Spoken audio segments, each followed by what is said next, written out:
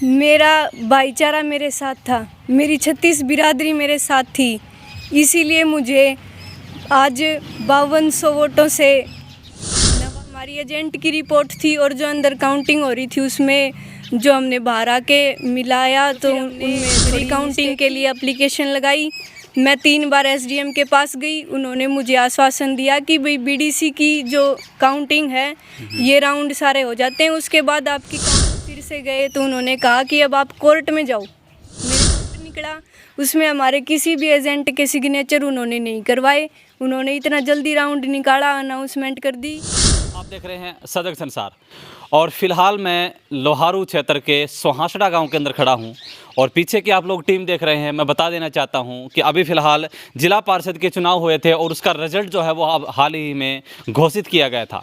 लेकिन जिस टीम के पास मैं यहाँ पे खड़ा हुआ हूँ वो सामने की तस्वीर आप देख रहे होंगे, गुड़िया को आप अच्छे तरीके से देख रहे होंगे, जिनका मैं बता देना चाहता हूँ कि फ़िलहाल अब की बार लोहारू का जो वार्ड नंबर 19 है, जिला परिषद का चुनाव है, वो वास्तव में मैं कहना चाहूँगा कि एक ऐसा चुनाव रहा है जो शायद पूरे हरियाणा की नज़रें इस चुनाव के ऊपर रही होंगी, क्योंकि इस चुनाव के अंदर ऐसे ऐसे योद्धा यहाँ पे थे जिनका मैं बताना चाहूँ कि जजपा पार्टी जो फिलहाल अपनी 9 दिसंबर को शायद अपना स्थापना दिवस भी मना रही है, उनके भिवानी के जिला अध्यक्ष मैदान में थे। तो वहीं मैं कहना चाहूँगा कि 6 में चेयरमैन रहे हैं राजवीर जी, जो पीछे चेयरमैन रहे हैं, वो भी मैदान में थे।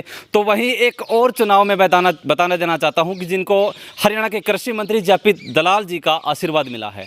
लेकिन जो टीम यहां पे खड़ी हुई है, जिनके मैं कहना चाहूँगा कि पीछे का कोई राजनीतिक वजूद ना होने की वजह से उन्होंने इस चुनाव के अंदर ऐसी कड़ी लड़ाई लड़ी है जो शायद बहुत ही करीबी मामला रहा है, क्योंकि बहुत सारे लोगों का कहना यह भी था कि इतना राजनीतिक वजूद ना होने के बावजूद भी ये लड़की यहाँ तक कैसे पहुँच पाई। उनसे भी बातचीत करेंगे जो हार करके शायद जीत गई है ये, क्योंकि 249 का मार्जिन और जिस प्रकार से इनका कोई राजनीतिक वजूद नहीं था, इसके बावजूद भी मात्र 250 वोटों का मार्जिन रहा है। ख़ास तरफ से मैं दिखाना चाहूँगा तस्वीरों में और उनसे बातचीत करना चाहेंगे कि कहाँ जो चीज़ें रही है, कहीं ना कहीं शायद 200 से 250 लोग रहे जो शायद इन लोगों को तक नहीं पहुंच पाए, या हो सकता है पूनम सोहासड़ा उन लोगों तक नहीं पहुंच पाई। लेकिन उनसे बातचीत करना चाहेंगे कि इन चुनाव के अंदर क्या कुछ सीखने को मिला है और आगे की क्या कुछ सोच करके जो जनता देख रही है उनका धन्यवाद करना चाहेंगे। सबसे पहले तो राम राम कर दीजिएगा। आप सभी को मेरा नमस्कार, जितने भी मुझे देख रहे हैं, सुन रहे हैं, और मेरे सभी चाचा ताऊ, मेरी माता, मेरी बहन, आदरणीय बुज़ुर्ग, सभी को मेरा बहुत बहुत धन्यवाद।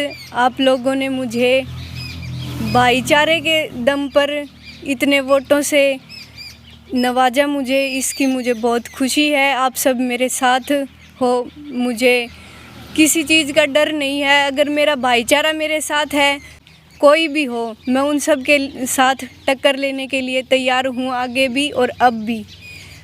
एक चीज़ पूछना चाहूँगा, जब मैदान में आए थे, चुनाव लड़ा था, तब कयास ये भी लगाए जा रहे थे कि शायद 4था नंबर आएगा, 5वां नंबर आएगा। कहीं ना कहीं कई लोग ये भी कह रहे थे कि शायद पूनम सोहासड़ा बहुत अच्छे से टक्कर दे पाएगी। लेकिन कहीं ना कहीं खुशी नहीं हो रही कि मैदान के अंदर कृषि मंत्री जेपी दलाल जी का आशीर्वाद लेकर के कोई व्यक्ति जीतता है। तो एक व्यक्ति जो है वो अपने आप में जिला अध्यक्ष है और आपका कोई राजनीतिक वजूद ना होने की वजह से दूसरा नंबर रहा। और दूसरा नंबर भी क्या कहूँ, मैं तो पहला ही कहूँगा कि 250 वोटों की जो मार्जिन होता है वो बिना राजनीतिक वजूद के कोई बड़ा नहीं होता है।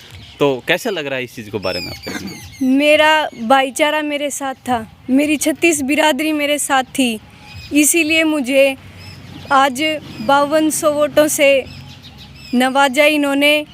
और कृषि मंत्री जेपी दलाल, एक्स चेयरमैन, इनका आशीर्वाद किसी के भी साथ हो, लेकिन इनके मन में ये डर है कि अगर पूनम सोहासड़ा के साथ इनका भाईचारा अगर और जुड़ गया तो ये, चाहे वो मंत्री हो, चाहे वो चेयरमैन हो, चाहे वो सीएम हो, चाहे कुछ भी हो, तो उनकी कितनी भी बड़ी उपाधि हो, अगर हमारा भाईचारा और हमारे जो 36 बिरादरी के लोग हैं वो मिलजुल कर एक साथ रहें तो हम हर चीज़ को टक्कर दे सकते हैं, हर चीज़ का विकास कर सकते हैं। आज मेरे 5200 वोटों को मैं ये मान के चलती हूँ कि ये मेरे ऐसे वोट हैं जो ना पैसे से हैं और ना दारू से। मैंने किसी को भी ना तो एक पैसा दिया, ना किसी को दारू पिलाई। मैंने ये अपने वोट अपने विचारों से, मेरे पापा की समाज सेवा जो इन्होंने बचपन से शुरू कर दी थी और आज इनकी इतनी उम्र होगी, ये हमेशा से समाज सेवा करते आए हैं। इन्हीं से मेरे इतने वोट आए हैं और मैं इन वोटों को मेरा एक दिल से जो धन्यवाद है वो करना चाहती हूँ इनका, कि ये मेरे साथ ऐसे ही रहें और हमारा एक बहुत बड़ा संगठन तैयार हो, ताकि अगर एमएलए की जो तानाशाही सरकार है वो ना चल सके। क्योंकि अगर एक जीते हुए को तानाशाही ने हरा दिया, ये बहुत गलत बात है। मैं एसडीएम के पास अंदर 3 बार अपनी एप्लीकेशन लेके गई रिकाउंटिंग के लिए। उन्होंने मुझे, आपको कुछ लगा कि जब रिजल्ट आ रहा था, काउंटिंग हो रही थी, तो उसमें कुछ लगा आपको, इसलिए आप एसडीएम के पास गए थे? हाँ जी सर, जो हमारी एजेंट की रिपोर्ट थी और जो अंदर काउंटिंग हो रही थी उसमें जो हमने बाहर आके मिलाया तो उनमें थोड़ी मिस्टेक थी, तो फिर हमने रिकाउंटिंग के लिए एप्लीकेशन लगाई। मैं 3 बार एसडीएम के पास गई। उन्होंने मुझे आश्वासन दिया कि भाई बीडीसी की जो काउंटिंग है ये राउंड सारे हो जाते हैं, उसके बाद आपकी काउंटिंग करवाई जाएगी। लेकिन जब बीडीसी की काउंटिंग पूरी हो गई, उन्होंने अपनी पूरी टीम का पैक करवा के बोले चलो चले जाओ भैया आप लोग। हम एसडीएम के पास फिर से गए तो उन्होंने कहा कि अब आप कोर्ट में जाओ, मेरे पास क्यों आए हो? तो मैंने कहा सर मैंने आपको एप्लीकेशन पहले भी दी है। तो उन्होंने कहा कि आपकी एप्लीकेशन मेरे पास नहीं आई, बल्कि मैं 3 बार उनकी टेबल के पास जाके और उनको एप्लीकेशन दे के आई हूँ। उनको मेरी पूरी जो मेरे विचार थे कि भाई मुझे यहाँ मिस्टेक लग रही है, मैं वो बता के आई हूँ। तो उन्होंने कहा कि आप कोर्ट में जाइए। अब रिटर्न में एप्लीकेशन लिख के दे के आए थे आप? हाँ जी। वो एप्लीकेशन आपके पास होगी? हाँ, मेल भी की है? मेल भी की है, डीसी के पास मेल की है। अच्छा, तो उसका कोई रिस्पॉन्स नहीं आया? नहीं, उसका कोई रिस्पॉन्स नहीं आया। एसडीएम ने बोला कि ऑर्डर मेरे को देना है, मैं दूंगा ऑर्डर, जो मैं कहूँगा वो होगा। तो कहने का मतलब कहीं ना कहीं सवाल या निशान आप जो हैं वो प्रशासन के ऊपर लगा रहे हैं कि कहीं ना कहीं थोड़ी बहुत कमियां रही हैं। आप रिकाउंटिंग करवा के मतलब कहीं ना कहीं कहाँ गड़बड़ लग रही थी आपको? काउंटिंग में गड़बड़ लग रही थी या फिर आपको कुछ पीछे से ही गड़बड़ लग रही थी? क्योंकि ईवीएम मशीन के ऊपर मशीन है, ऐसा तो हो ही नहीं सकता है। नहीं, जो उन्होंने काउंटिंग की है, जो हमारे एजेंट के सिग्नेचर हैं, जितने हमारी मशीन में वोट निकले हैं वो, और जो उन्होंने मैनुअल में तैयार कर रखे हैं वो मैच नहीं कर रहे। अच्छा, तो उन्होंने काउंटिंग में मिस्टेक की है। और जो लास्ट राउंड निकला उसमें हमारे किसी भी एजेंट के सिग्नेचर उन्होंने नहीं करवाए। उन्होंने इतना जल्दी राउंड निकाला, अनाउंसमेंट कर दी कि भाई ये विनर हैं। तो फिर उन्होंने साइन भी मेरे फर्स्ट राउंड में करवा लिए थे, ये बोल के कि ये फर्स्ट राउंड की काउंटिंग हो चुकी है, आप साइन कर दो। मैंने साइन किए। फिर उन्होंने कहा कि भाई फाइनल जो रिज़ल्ट है वो डिक्लेयर हो चुका है और आपके सिग्नेचर हो चुके हैं, आप बाहर जाइए।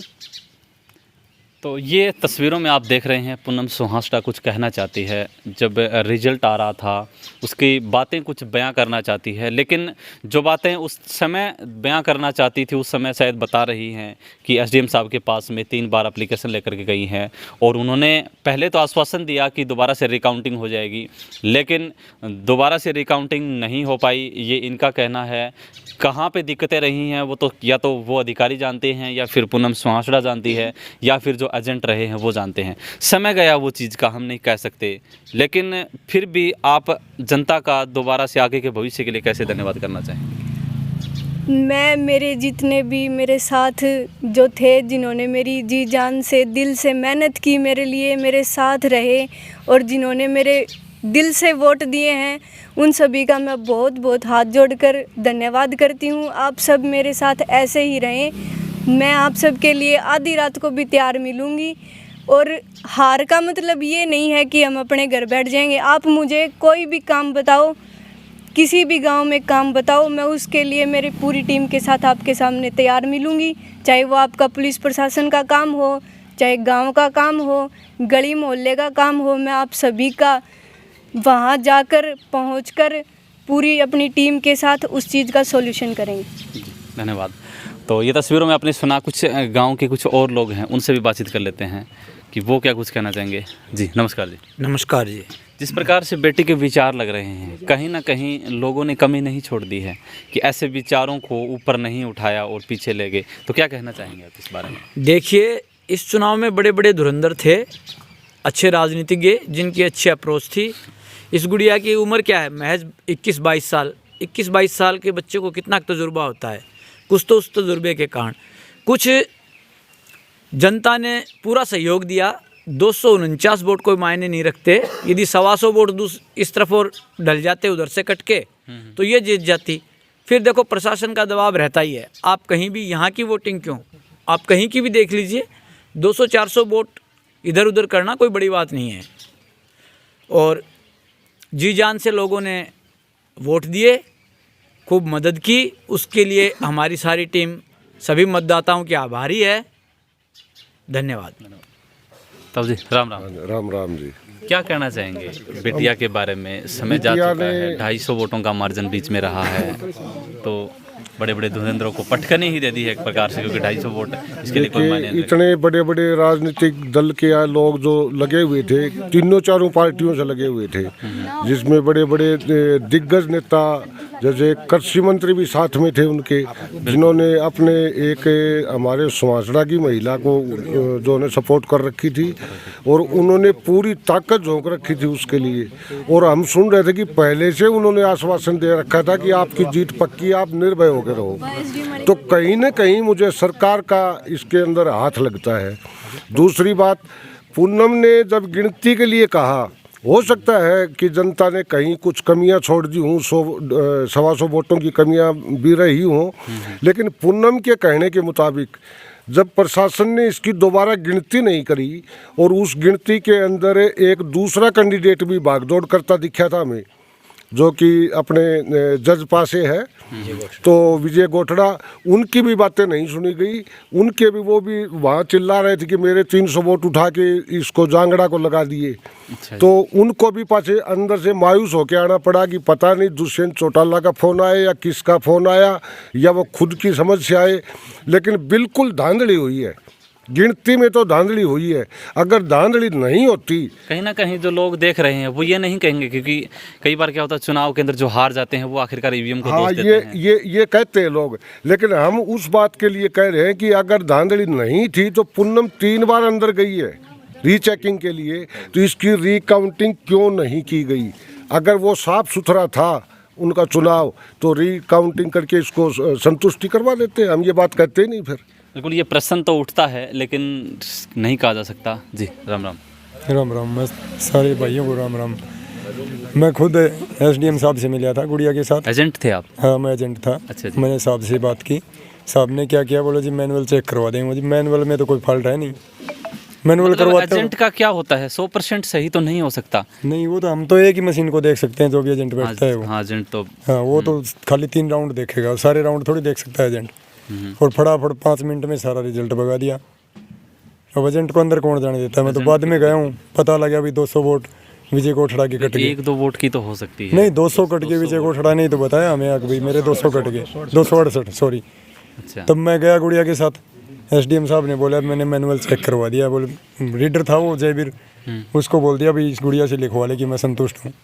मैंने इसको बोला बेटी क्या कर रही है? मैंने एसडीएम साहब के हाथ से वापस एप्लीकेशन खोसी है। जनाब ये क्या करवा रहे हो आप? ये तो कैंसिल होगी, मैं तो दिन रात कोर्ट में काम पड़ता है मेरा, इस पे आप क्या कार्रवाई करोगे? बोले मैं कर संतुष्टि का लगवा रहे थे। हाँ हाँ, मैंने वो वापस खोज ली। फिर एसडीएम साहब ने कहा कि दोबारा दूसरी एप्लीकेशन लिया हुआ। हम दोबारा गए, इतनी देर काउंटिंग चलती रही। अच्छा। एसएचओ साहब भी मेरे पास थे, वहीं बोलो मिल लो भाई एक बार। पुलिस प्रशासन ने हमें कुछ नहीं कहा, किसी ने भी। डिप्टी साहब भी वहीं बैठे थे, बहुत अच्छे से पेश थे सभी अधिकारी। लेकिन एसडीएम साहब ने हमारी तरफ आँख उठा के नहीं देखी, फ़ोन में लग गए। थोड़ी देर बाद में मैंने कहा जनाब क्या जवाब रहा, मतलब हम यहाँ खड़े हैं, कहीं और जाएं, आगे डीसी साहब से मिले, कमिश्नर साहब से कहीं तो मिलेंगे। फिर उन्होंने ये जवाब दिया कि आप लोग कोर्ट जाइए, मेरे पास कोई टाइम नहीं है आपके लिए, नहीं मेरे बस की बात। अब ये जवाब दिया। धन्यवाद। नमस्कार जी। कह रहे हैं कि कहीं ना कहीं गड़बड़ी हुई है, तो क्या इस चीज़ को आप सही मानते हैं? भाई साहब ऐसा है, काफ़ी जगह पे रिकाउंटिंग हुई है।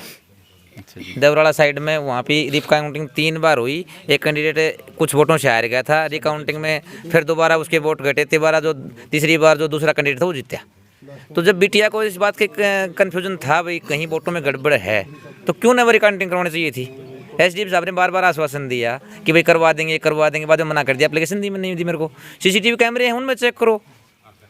एसडीएम साहब के ऊपर कितना क्या दबाव था कि उनको दबाव में फैसला बदलना पड़ा, किसी को हराना पड़े। हराने के लिए इतना जोर क्यों लगाया? मैं बिटिया के हार नहीं मानता, इसकी जीत जनता ने हराया हो। नहीं भाई साहब, मैं इस बात को हार नहीं मानता। 5215 लोगों ने पसंद किया है, वोट दिया है, ये हार नहीं है। बिटिया 15-20 वोटों से जीत रही थी, ये तो हराया गया है। इनके साथ कौन था? सब धुरंधर थे, दूसरी साइड लगे हुए थे, जिसमें कुछ पूर्व जिला प्रमुख भी थे, पूर्व विधायक भी थे, वर्तमान जेपी दलाल जी भी थे। सब ने खिलाफत की है, किसी दूसरे को जिताने के लिए किया, इसको हराने के लिए किया है। और फिर भी वोट बेटी ने 5215 वोट लिए हैं, कोई कुछ कम है क्या? बिल्कुल, ये चीज़ें सही कहा आपने कि 5215 वोट 200-250 का मार्जिन कहीं बड़ा नहीं होता। हाँ, जो बड़े बड़े लोग होते हैं उनके लिए तो मायने रखता होगा, लेकिन ये तो एक प्रकार की जीत ही है इनकी। ये बेटी को आशीर्वाद दिया लोगों ने, बिना किसी लोभ लालच के आशीर्वाद दिया है। इसमें न तो प्रशासन का लोभ है, न कोई राजनीतिक दबाव का वो था किसी के ऊपर। वो निष्पक्ष होकर लोगों ने मतदान किया है। अब इसको हार कैसे मानने हम? जीत है, हराया गया है बिटिया को। बिटिया हारी नहीं है, हराया गया है इसको, मैं ये कहूँगा इस बात को। धन्यवाद सर। तो तस्वीरों में आप लोगों ने देखा और पूनम सुहासड़ा से हमने बातचीत की, गांव के ग्रामीण लोगों से बातचीत की। लास्ट में थोड़ा सा इनका कहना यही है कि दोबारा से एक बार रिकाउंटिंग के लिए हम लोग एसडीएम साहब के पास गए थे, लेकिन एप्लीकेशन को नकार दिया गया है। वहाँ पे 2 से 3 बार एप्लीकेशन देने के बावजूद एसडीएम साहब ने आखिरकार यही कहा कि रिजल्ट यही रहेगा। अगर आपको रिजल्ट में कुछ चेंजमेंट करवाना है या रिकाउंटिंग करवानी है तो आपको कोर्ट का सहारा लेना पड़ेगा। और आज लगभग मैं कहना चाहूँगा कि 2 से 4 दिन बीत जाने के बाद में जो रिजल्ट है वो लोगों का कहना यही है कि कहीं ना कहीं गड़बड़ी हुई है। 5215 वोट यहाँ पे मिले हैं और 5464 वोट जो हैं वो जीतने वाले कैंडिडेट को मिले हैं।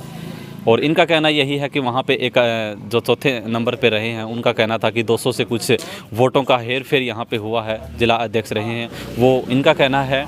लेकिन मैं तो कहना चाहूँगा कि जनता जनार्दन होती है और समय के ऊपर जो है वो बहुत कुछ देखने को मिलता है। आने वाले समय के अंदर जो है वो जनता सब कुछ दिखा देती है, आईना भी दिखा देती है। और आज भी कुछ दिखाया होगा, शायद उन लोगों को भी नींद नहीं आ रही होगी कि आखिरकार इतना बड़ा राजनीतिक वजूद होने के बावजूद भी वो लोग आज तीसरे चौथे नंबर पर आ रहे हैं। और एक गुड़िया का जिसका किसी का सहारा नहीं था, सिर्फ आम जनता उनके साथ थी, आम लोग उनके साथ थे। और आज इतने बड़े, मैं कहना चाहूँगा कि मुद्दे पर इतने बड़े लेवल के ऊपर जो है वो गुड़िया को पहुंचाया है लोगों ने। बात, जय हिंद, जय भारत।